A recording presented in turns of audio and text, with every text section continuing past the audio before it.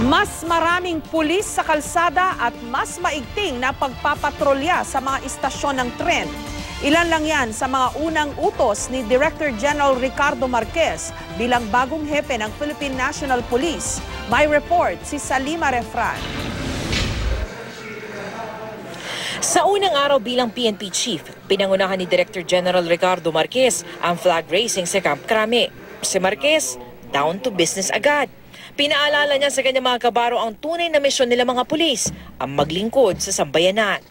Isa sa mga utos sa agad ipatutupad ang pagkapatrolya ng mas maraming pulis sa kalsada. I'd like to see it on the ground, more PNP personnel on the ground.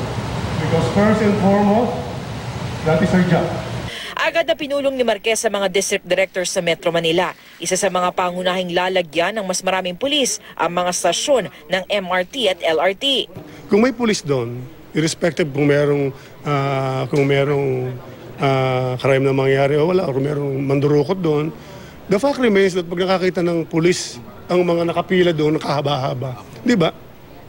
Hindi ka mag-aalalang ma-snatch yung cellphone mo. Sa isyu ng mga skalawag at tiwaling pulis, naniniwala si Marquez na bukod sa pagkakaso at pagdidismiss sa kanila sa serbisyo, may magagawa pa ang PNP para tuluyan ng mawala ang mga ito.